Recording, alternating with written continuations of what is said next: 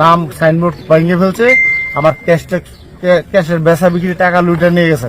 অনেকের লোকেরা খুব খারাপ ব্যবহার করে আমাদের সাথে, মানে কথা কথা মারতে চায়। মানে একটু থামছি আর কি, যে ভাই কি হয়েছে, হ্যাঁ বুঝোস না কি হয়েছে, তোরা আমাদের সব মেরে ফেলতেছ বাংলাদেশে, হাট এর বকামটা জলদি যা, কথা বলবি না। আমাদেরকে কোনো হোটেলে থাকতে দেয় নাই এবং কোনো সিমও কিনতে দেয় নাই।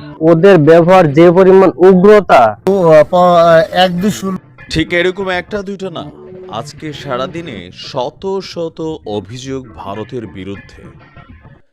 একটা জিনিস আমি ভারতের যারা পশ্চিমবঙ্গের যারা আমার ভিউয়ার্স আছেন তাদের উদ্দেশ্যে বলছি, এই একই দৃশ্য এখন পর্যন্ত বাংলাদেশে কিন্তু আমরা শুরু করিনি। যদি বাংলাদেশেও একই দৃশ্য শুরু হয় তখন আসলে বিষয়টা কোন দিকে যাবে? মানে পায়ে পা দিয়ে ঝগড়া করার জন্য বা উস্কানিমূলক অ্যাক্টিভিটিস করার জন্য আপনারা ভারতবর্ষ থেকে যা শুরু করেছেন বাংলাদেশের একটা আভ্যন্তরীণ ইস্যুকে কেন্দ্র করে, এরপরে ধারাবাহিকভাবে আপনাদের যে সকল অ্যাক্টিভিটিস, ঠিক একই দৃশ্য যদি বাংলাদেশের জনগণ আপনাদের দেশের নাগরিকদের বিরুদ্ধে করে, তখন আপনারা কিভাবে এটাকে দেখবেন? আপনারা বাংলাদেশে এই আগরতলায় হাই কমিশনে হামলা হয়েছে, সেই ঘটনার পরিপ্রেক্ষিতে পুলিশ কয়েকজনকে গ্রেপ্তারও করেছে, আবার কয়েকজন পুলিশকেও বরখাস্ত করা হয়েছে।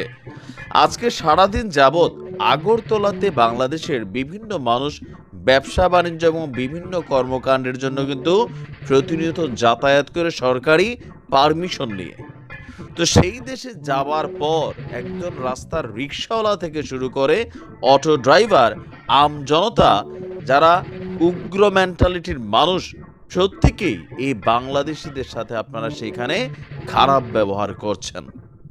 সেখানের পুলিশ বিভিন্ন হোটেলে অভিযান চালাচ্ছে, সেখানের বিএসএফ তাদের সাথে খারাপ ব্যবহার করছে, সেখানের হোটেলওয়ালারা তাদেরকে থাকতে দিচ্ছে না।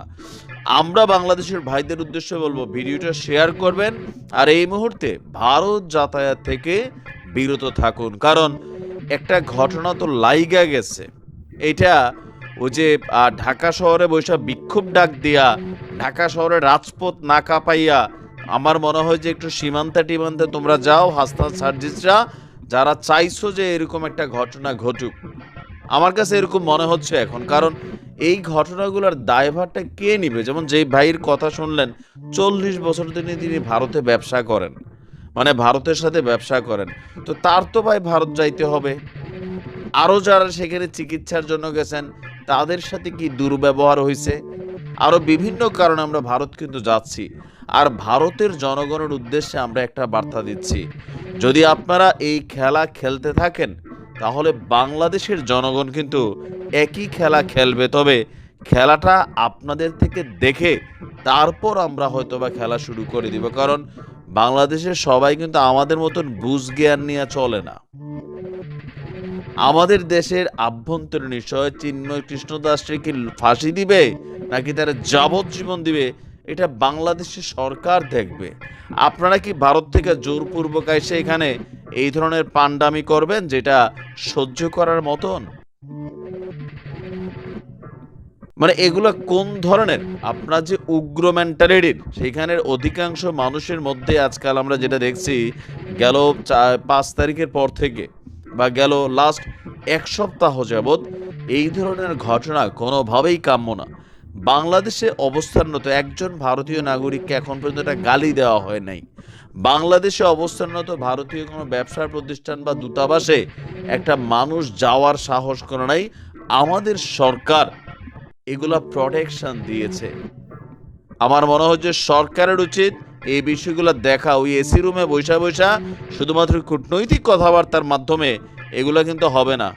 ঘটনা লাগাই দিছেন, এগুলারে আশ্রয় প্রশ্রয় দিছেন, এখন এগুলো আপনাদেরকে সামলাতে হবে। আর ভারতের জনগণের উদ্দেশ্যে বলি, যদি আপনারা এগুলো বন্ধ না করেন তাহলে কালকে বা পরশু বাংলাদেশে কিন্তু একই দৃশ্য দেখতে পাবেন, আমরাও এগুলোকে আটকাইতে পারবো না।